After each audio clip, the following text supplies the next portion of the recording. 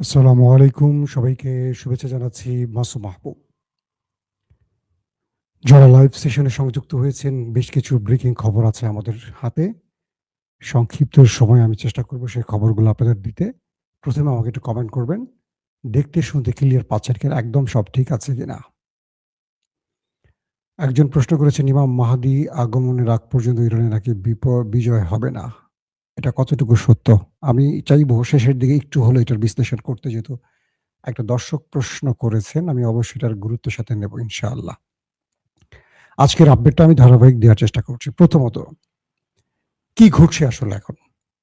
সকাল ১০টার কিছু পরে ইরানের ইস্পাহান অঞ্চলের কাছাকাছি, হরমুজ প্রণালীর কাছাকাছি একটা বিকট আওয়াজ হয়। এরপর একটা ভূকম্পন সৃষ্টি হয় 4.3 মাত্রা, অর্থাৎ রিক্টার স্কেলে ৪.৩ মাত্রার এই ভূমিকম্পটি অনুভূত হয় ইরানে। পুরো পৃথিবীর গণমাধ্যমে আওয়াজ ওঠে, ইরান কি তবে মাটির নিচে পারমাণবিক পরীক্ষা চালালো? আন্তর্জাতিক গণমাধ্যমগুলো এটা নিয়ে গবেষণা শুরু করে দেয়। এটা নিয়ে স্পেশাল তারা তথ্য প্রচার করে। যখন সকাল থেকে ইরানের ভেতরে ইসরায়েল এবং আমেরিকার শেলিং বলবো নাকি, মিসাইল অ্যাটাক চলছে, যুদ্ধবিমান গর্জে উঠছে। এর পরপরই ইরানের গুরুত্বপূর্ণ এই অঞ্চলটিতে হঠাৎ এই ভূকম্পন কেন? এটা নিয়ে অনেক আলোচনা হয়েছে আজকে সারাদিন। কিছু, কিছু মাধ্যম বলছে যে ইরান পৃথিবীকে জানান দিতে চায় তারা পারমাণবিক পরীক্ষা চালিয়েছে। কিছু, কিছু মাধ্যম বলছে যে না, এই অঞ্চলটি ভূমিকম্পন আ অঞ্চল, মানে ভূমিকম্পন প্রবণ অঞ্চল বলে এখানে হয়তো ভূমিকম্প দেখা দিয়েছে। আসলে কোনটা? এটা নিয়ে অনেক আলোচনা হয়েছে, বিস্তর আলোচনা হয়েছে। কিন্তু বিজ্ঞানীদের বক্তব্য হলো ভূমিকম্পের যে ধরন, এটার সাথে এটার একটা পার্থক্য আছে। এটা মাটির ১০ কিলোমিটার গভীরে পর্যন্ত এই কম্পনটা অনুভূত হয়েছে বা কম্পনটা সৃষ্টি হয়েছে। পাশাপাশি ইস্পাহান অঞ্চল হওয়ায়, কারণ এখানেই ইরানের পারমাণবিক প্রকল্প বা ইউরেনিয়াম সমৃদ্ধকরণের একটা ব্যাপার মার্কিন গবেষণায় উঠে এসছে। বলা হচ্ছে ইরান তার পারমাণবিক সমৃদ্ধকরণ বা ইউরেনিয়াম সমৃদ্ধকরণের যে গোপন জায়গাটি, এটা এই অঞ্চলই বলে বিভিন্ন মার্কিন থিংক ট্যাঙ্করা জানিয়েছেন। সেজন্য সবার নজর আসছে যে ইরান কি তবে পারমাণবিক পরীক্ষা চালালো? এক ব্যাপার। দুটো বিষয় হলো, পাকিস্তান সব জানিয়ে দিয়েছে ইসরায়েলকে যে তারা তাদের আকাশ সীমা ইসরায়েলকে ইরানের বিরুদ্ধে ব্যবহার করতে দেবে না। আপনারা জানেন যে পাকিস্তানে মার্কিন কনসুলেট বা এম্বাসি টার্গেট করে হামলার ঘটনা ঘটেছে, আগুন ধরিয়ে দেওয়ার ঘটনা ঘটেছে, ৯ জন প্রাণও হারিয়েছে পুলিশের গুলিতে। অর্থাৎ পৃথিবীর বিভিন্ন জায়গায় এটা হয়েছে এবং সৌদি আরবেও আমরা আজকে ২য় বুলেটিন আপনাদের জানিয়েছি। পানি নিয়ে আসো। যে সৌদি আরবে মার্কিন এম্বাসি টার্গেট করে অ্যাটাক করা হয়েছে। এরপর পৃথিবীর বিভিন্ন, অর্থাৎ মধ্যপ্রাচ্যের বিভিন্ন দেশ থেকে মার্কিন কর্মকর্তারা আরবের দেশগুলো ছাড়তে শুরু করেছে। বিভিন্ন বিমানে করে তারা চলে যাচ্ছে, এমন খবরও আসছে। প্রশ্ন হলো, ইরান কি তবে পাগল হয়ে গেছে? তারা মার্কিন এম্বাসি টার্গেট করছে, মানে আমেরিকা কি তোয়াক্কা করছে না, যেখানে আমেরিকাকে সবাই কর্নিশ করে চলে? বিভিন্ন আল জাজিরা, বিবিসি, সিএনএন এর মতো বড়, বড় গণমাধ্যম বলছে ইরান দুটাই ম্যাচ খেলছে। মারো, মরো, এই নীতিতে তারা খেলা শুরু করেছে।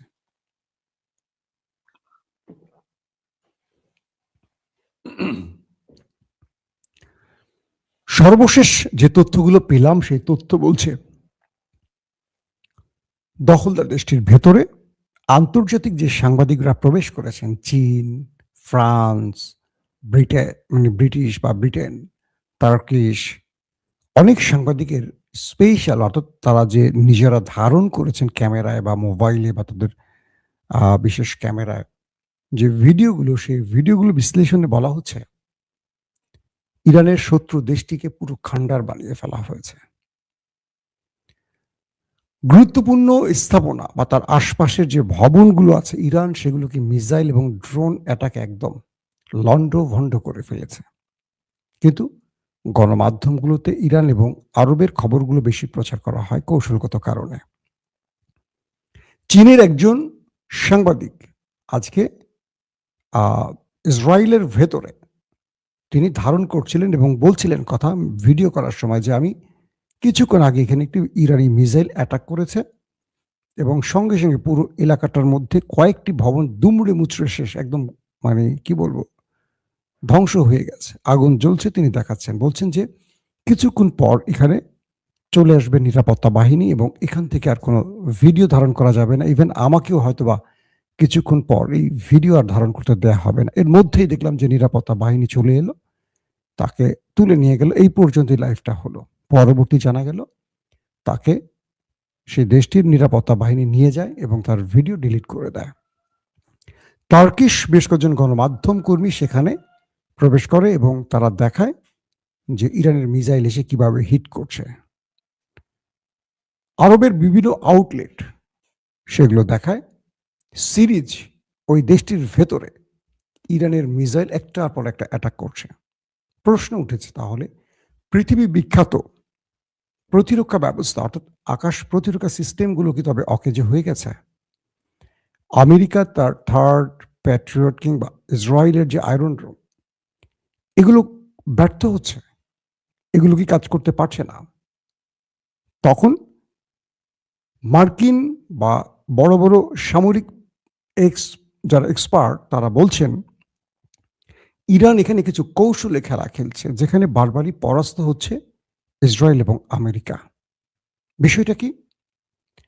ইরানের যে নতুন সিরিজের মিসাইলগুলো ইরান এখন অ্যাটাকে আনছে এগুলোর সাথে পরিচিত ছিল না আমেরিকা এবং ইসরায়েল। এর মধ্যে খাইবার শেখান মিসাইলটি আসলে কি? Ballistic, hypersonic?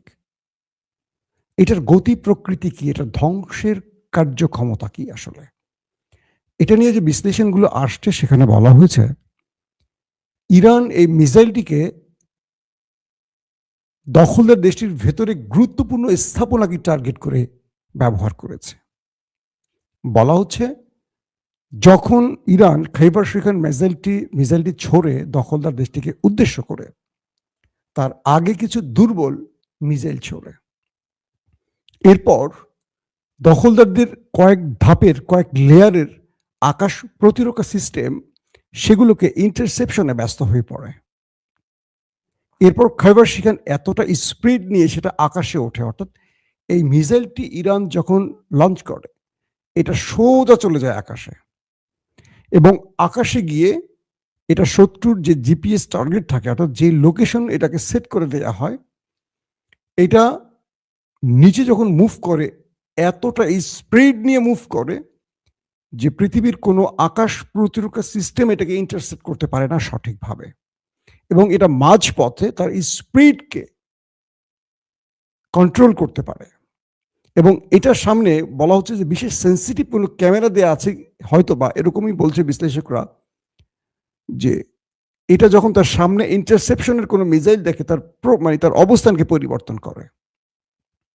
সাধারণত প্যাট্রিয়ট, আয়রন ডোম কিংবা থার্ড কি করে, এই ব্যাটারিগুলোর ভেতরে যে এন্টি মিসাইলগুলো সেট করে থাকে এগুলো রাডারকে ফলো করে।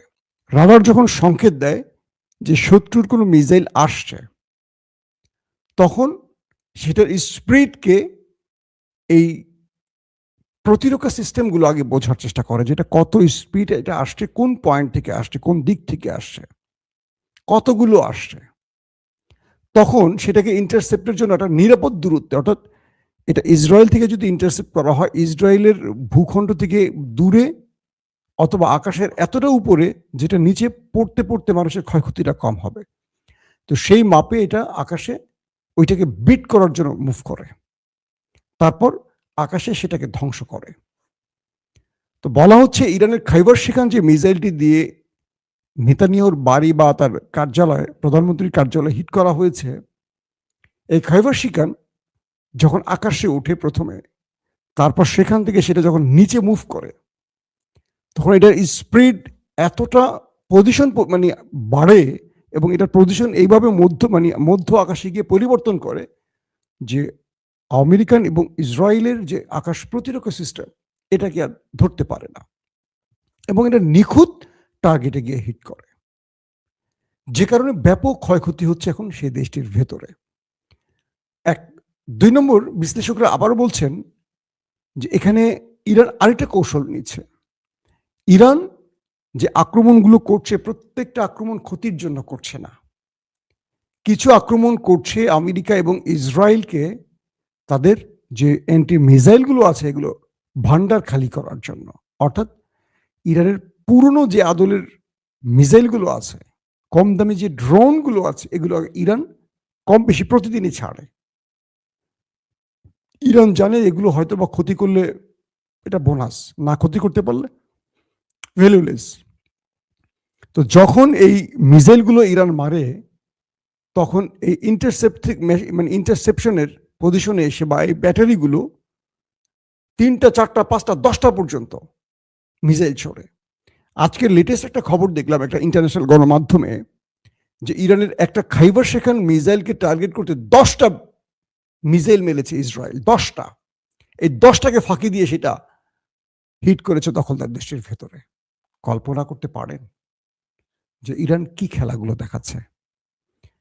ট্রাম্পের কপালে ভাঁজ পড়ে গেছে যে ইরানের মিসাইল জগতে বা ইরান মিসাইল নিয়ে আসলে কি গবেষণা করে কি দেখাচ্ছে বিশ্বকে। এখন বলা হচ্ছে এই মিসাইলগুলো শুধু তৃতীয় প্রজন্ম বলছে, এখনো পঞ্চম ষষ্ঠ প্রজন্ম ইরান ওপেন করে নাই। ইরান বুঝতেছে এই যুদ্ধটা আরো লং টাইম হবে, শত্রু আরো ব্যাপক আক্রমণ করবে।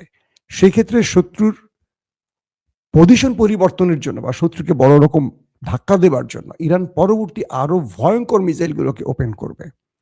এবং আজকে আইআরজিসি বা ইরানের পররাষ্ট্রমন্ত্রী বা ইরানের যিনি আলী লারিজাদেন, যিনি কথা বলেছেন যে আমাদের এখনো সারপ্রাইজ অপেক্ষা করছে শত্রুর জন্য। মিডল ইস্ট একটা খবরে দেখলাম যে মোহাম্মদ বিন সালমান, সৌদি আরবের যিনি ক্রাউন প্রিন্স বা প্রধানমন্ত্রী এই মুহূর্তে, তিনি আরবের একটা বৈঠকে সবাইকে বলেছেন যে ইরানকে খেপানো যাবে না। এখানে আমার একটু নিজস্ব বিশ্লেষণ তুলে ধরি মিডল ইস্ট আয়ের সাথে, আপনাদের সাথে মিলে কিনা দেখবেন। বলা হচ্ছে সৌদির ক্রাউন প্রিন্স এইটুকু বুঝতে পেরেছেন যে ইরানকে এখন খেপালে আরবের আর পিঠের চামড়া থাকবে না। বলা হচ্ছে সৌদির ক্রাউন প্রিন্স পূর্বের জায়গা থেকে তার অবস্থান পরিবর্তন করেছেন বিগত সময়টি, যখন ইসরায়েলের প্রধানমন্ত্রী নেতানিয়াহু গ্রেটার ইসরায়েলের ম্যাপ প্রদর্শন করেছেন, তখন থেকে গোপনে ইরানের সাথে মোহাম্মদ বিন সালমানের একটা সখ্যতা তৈরি হয়। এটা আমরাও বলেছিলাম, কিন্তু বিট্রাইটা করে আরব আমিরাতের মোহাম্মদ বিন জায়েদ। এবং দেখবেন যে সর্বাধিক আক্রমণ হচ্ছে কিন্তু দুবাইতে, মানে আরব আমিরাতে এবং বাহরাইনে। সৌদি আরবে কিন্তু মার্কিন স্থাপনাকে টার্গেট করছে, কিন্তু বেসামরিক জায়গাগুলোতে ইরান অ্যাটাক করছে না। এক, আর আরামকোতে, মানে সৌদির যে সবচেয়ে বড় তেল শোধনাগার আরামকো, সেখানে যে আক্রমণটা করেছে ইরান এটা দায় স্বীকার করেনি। ধারণা করা হচ্ছে এটা মোসাদকে দিয়ে করানো হয়েছে। এবং কিছু আউটলেট বলছে আরব রাষ্ট্রের মধ্যে বড় রকম প্রাইভেট পজিশনে, মানে পাবলিক যেখানে, মানে আরবের জনগণ যেখানে থাকে আবাসন বা তাদের নিজস্ব আরবিয়ানদের যে স্থানগুলো, সেখানে বড় কোনো ম্যাচাকার করতে পারে মোসাদ, করে এটার দায় পুরো ইরানকে চাপিয়ে দিয়ে আরবকে খেপিয়ে তুলতে চায় ইরানের বিরুদ্ধে। তা এখানে ইরানও সতর্ক আছে এবং ইরান কোন কোন আক্রমণ করছে কোনটা করছে না সেটা সঙ্গে সঙ্গে তারা প্রকাশ করছে। এখন আমরা সৌদি আরবে বড় ধ্বংস হলে খুশি হই, এটা যেন না হয় আমাদের মধ্যে। কারণ আপনারা দেখেছেন যে কুয়েতে 3টি মার্কিন F-15 যুদ্ধ বিমান ধ্বংসের পর পাইলটকে কিভাবে উত্তম মাধ্যম দিয়েছিল কাতারিরা। তার মানে ওরা আমাদের মতো, আমাদের সরকার হয়তো আমেরিকার বিরুদ্ধে ভয় কিছু বলতে পারে না, কারণ আমেরিকায় তো সরকার বসায় ওঠায় নামায়, তাই তো। আমাদের সরকাররা বিরোধী দলে থাকলে অনেক বড় কথা বলেন, একদম সব ভারত আমেরিকার বিরুদ্ধে, নয় দিল্লি, নয় পিন্ডি, নয় এই নয় সেই ক্ষমতায় বসেই তার আগে দিল্লিকে সালাম করতে যায়, দিল্লির ইচ্ছা মতো চলে। এটাই আমাদের দেশের এই পরিবারতান্ত্রিক দলগুলো যারা পেছন থেকে ক্ষমতায় বসতে চায়। আমি জানি না আগামীতে কি হবে। তো এখন বিষয়টা তৈরি হলো যে সৌদি আরব আর তার মিত্র আরব দেশগুলোকে বলছে যে কোনোভাবেই ইরানের বিরুদ্ধে আমাদের কিছু করা যাবে না, ওদেরকে উস্কে দেওয়া যাবে না। কেন যেন মনে হচ্ছে ইরান আরবের কিছু দেশের সাথে যোগ সাজস করে হিটগুলো করছে। কিরকম? কয়েকটা বিষয় খেয়াল করেন। মার্কিন সেনারা, মার্কিন গোয়েন্দারা, মোসাদ এজেন্টরা, মানে ইসরায়েলের সেনারা, ইসরায়েলের ব্যবসায়ীরা কখন কোথায় অবস্থান করছে, ইরান এত নিখুঁত তথ্য পাচ্ছে কোথায়? ইরানের ইন্টেলিজেন্স তো এত স্ট্রং না, তাই তো? মার্কিন সেনারা ঘাঁটি থেকে চলে গেছে একটা হোটেলে, কে কোন ফ্লোরে আছে এটা তো ইরান এত নিখুঁতভাবে জানার কথা না, তারা এখন যুদ্ধের মধ্যে আছে। ইরানের ইন্টেলিজেন্স তো মোসাদ বা সিআইয়ের মতো না। ঠিক সেই হোটেলগুলোতে গিয়ে ইরানের মিসাইলগুলো হিট করছে। তারা কোন রিসোর্টে গেছে, কোন ক্লাবে গেছে, সেই ক্লাবগুলোতে গিয়ে হিট করছে, কোন ভবনে আশ্রয় নিচ্ছে সেখানে হিট করছে। তো বলা হচ্ছে যে এখানে এই আজকের যুদ্ধের কত তৃতীয় না চতুর্থ দিন, আরব এখন পর্যন্ত রিটালিয়েট করেনি ইরানের বিরুদ্ধে, প্রতিবাদ করছে, কিন্তু তারা কোনো আক্রমণ চালায়নি ইরানের ভেতরে পাল্টা, কারণ তাদেরও সামরিক বাহিনী আছে, তাদেরও আমেরিকা থেকে কেনা অজস্র অস্ত্র আছে। এখানে কোনো একটা আন্ডারস্ট্যান্ডিং থাকতে পারে, এটা আমার নিজস্ব ধারণা, কারণ মিডল ইস্টটাই বলছে যে সৌদি আরবের ক্রাউন প্রিন্স মোহাম্মদ বিন সালমান বাকি মুসলিম দেশগুলোকে বলছে ইরানকে খেপানো যাবে না, কারণ তারা বুঝে গেছে যে আমেরিকা ইসরায়েলকে বাঁচাতেই ব্যস্ত আর নিজেকে বাঁচাতেই ব্যস্ত। তারা এই যে পেট্রো ডলার দিয়ে ট্রিলিয়ন ট্রিলিয়ন ডলারগুলো নিয়েছে আরব দেশগুলো থেকে, বিনিময় তারা আরবকে কোনো রক্ষায় কাজ করে না, বরং তাদের প্রতিরক্ষা সিস্টেম বা এন্টি মিসাইলগুলো নিয়ে ইসরায়েলকে দিচ্ছে। এখন আমেরিকা এখন বলেন, সৌদি আরব বলেন, সৌদি আরবের ভেতরে মার্কিন দূতাবাসে পর্যন্ত ইরান হিট করেছে। তার মানে প্রতিরক্ষা ব্যবস্থা ভেঙে পড়েছে। মার্কিনীদের যে গর্ব আকাশ প্রতিরক্ষা নিয়ে, এই সিস্টেম এক প্রকার অকেজো হয়ে গেছে। ইরান এখন যেভাবে আক্রমণ করছে, আবার দেখেন ইসরায়েল আমেরিকা যখন ইরানে অ্যাটাক করছে তখনও সিস্টেম লস হচ্ছে, অর্থাৎ টেকনোলজির খেলাটা এখন খুবই স্ট্রংলি চলছে। ইলেকট্রনিক্স ওয়ারফেয়ার এখন কোন লেভেলে পৌঁছে গেছে কল্পনা করা যাচ্ছে না। আমেরিকা যাদেরকে নিয়ে গর্ব করছে যে আমার দেশে একটা পাখি ঢুকতে পারবে না, সেখানে ইরানের ড্রোন ঢুকে হিট করে চলে আসতেছে। তার মানে ইসরায়েলকে এখন ব্যতিব্যস্ত করছে বা ইসরায়েলের ব্যাটারি খালি করছে, তাদের প্রতিরক্ষার সকল মিসাইল এন্ট্রি মিসাইলগুলোকে, ইন্টারসেপ্টের সকল ব্যবস্থাকে আগে শেষ করতে চাচ্ছে ইরান, তারপর ইরান মূল খেলা শুরু করবে। শুধু প্রেসিডেন্ট নেতানিয়াহুর বাড়ি নয়, গোয়েন্দা প্রধানের বাড়ি, মোসাদ হেডকোয়ার্টার, বিমান বাহিনীর প্রধান, তাদের রসদ যেখানে ইসরায়েলের রসদ রাখা হয়, গুরুত্বপূর্ণ জায়গাগুলোতে টার্গেট করে করে ইরান হিট করছে। ইরানকে এত রিয়েল টাইম ইন্টেলিজেন্স দিচ্ছে কারা? ইরানকে এত সোর্স দিচ্ছে কারা যে কোথায় কে আছে? আজকেও ইরানের একজন হাই অফিসিয়াল বলছে, মিস্টার নেতানিয়াহু তুমি কোথায় আছো, কোথা থেকে যুদ্ধ নেতৃত্ব দিচ্ছে আমরা জানি, ওয়েট করো, আমাদের মিসাইল আসছে। তার মানে হলো যে নেপথ্যে ইরানের অনেক শত্রু বন্ধু হয়ে গেছে, সেটা আরবের কেউ হতে পারে, হতে পারে। এখন পর্যন্ত ইরান তার যে লেভেলে ফাইট করছে সেই লেভেলটিতে আমরা এটুকু বলতে পারি, ইরান পেছনে ফিরতে চায় না। আমেরিকার সুরও আবার দেখলাম পরিবর্তন হয়েছে। তিনি বলছিলেন ট্রাম্প যে আমরা স্থল অভিযানের কথা ভাবছি, কিছুক্ষণ আগে একটা স্টেটমেন্ট দেখলাম তিনি বলছেন যে এখনই ভাবছি না স্থল অভিযান চালাবো কিনা। পাশাপাশি হিজবুল্লাহর সাথে বেজে গেছে লেবাননে ইসরায়েলের। দুই পক্ষের মধ্যে ব্যাপক আঘাত, পাল্টা আঘাত, কেউ কাউকে ছাড়ছে না।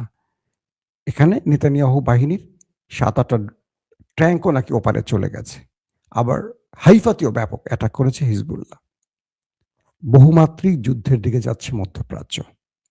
আমি শেষ যে কথাটি বলেছিলাম, আপনারা দর্শক আমাকে বলেছিলেন, আমি কালকে সকালে আরো আপডেট দেওয়ার চেষ্টা করব। আপনারা হয়তো অনেকে শুয়ে পড়বেন, সেহরি খাবেন, রাত্রে জাগতে হবে, কষ্ট হবে, লম্বা করব না। হুতিরা, অনেকে প্রশ্ন করছেন হুতিদের অবস্থান, হুতিরা আক্রমণে যাচ্ছে না, হুতিরা এখন ইরানের গ্রিন সিগন্যালের অপেক্ষা আছে। তারা গালফ অফ অ্যাডান, বাবুল মান্দাফ এগুলো কন্ট্রোলে রেখেছে, কারণ হরমুজ প্রণালীতে ইরান সমানে ধোলাই করছে।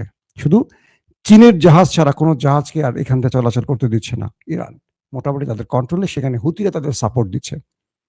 প্রশ্ন হলো ইরান যদি ধ্বংস হয় কি হবে, বা ইরান যদি ধ্বংস না হয় কি হবে?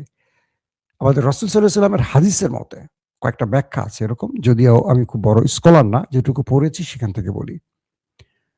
যদি এই যুদ্ধে ইরান ধ্বংস হয়ে যায়, পরাজিত হয়ে যায়, তাহলে ৮ থেকে ১০ বছর টিকে থাকবে হয়তোবা ইসরায়েল নামক দেশটি।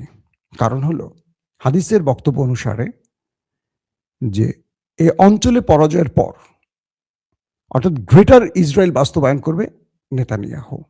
ইরান হেরে গেলে মধ্যপ্রাচ্য পুরো কন্ট্রোলে চলে যাবে নেতানিয়াহুর। তখন পুরো গ্রেটার তিনি, মানে পুরো মধ্যপ্রাচ্য, সৌদি, মদিনা, এই পুরো মধ্যপ্রাচ্য তার ইশারা চলবে। তখন কি হবে? মিস্টার দাজ্জাল আসবেন। দাজ্জাল তখন আসবেন, দাজ্জালের প্রথম দিনটা হবে ১ বছরের সমান, দ্বিতীয় দিনটা হবে ১ মাসের সমান, তৃতীয় দিনটা হবে ১ সপ্তাহ সমান, বাকি দিনগুলো হবে আমাদের আজকের দিনের মতোই। তো দাজ্জাল থাকবে কয়দিন জানেন? ১৪ মাসের মতো সে থাকবে। তো হিসেব মতে যদি ইরান হেরে যায়, তাহলে দাজ্জাল আসার আগমন ঘন্টা বেজে যাবে এবং দাজ্জাল ওই ১৪ মাস বা ১ বছর ১৪ মাস থাকবে। তারপর ইমাম মাহদী এসে তার সাথে তো বুঝছেন তো টি-20 খেলবে। তো এই পরিস্থিতিতে বলা যাচ্ছে যদি ইরান হেরে যায়, তাহলে গ্রেটার ইসরায়েল বাস্তবায়ন হবে, দাজ্জালের টাইম হয়ে যাবে।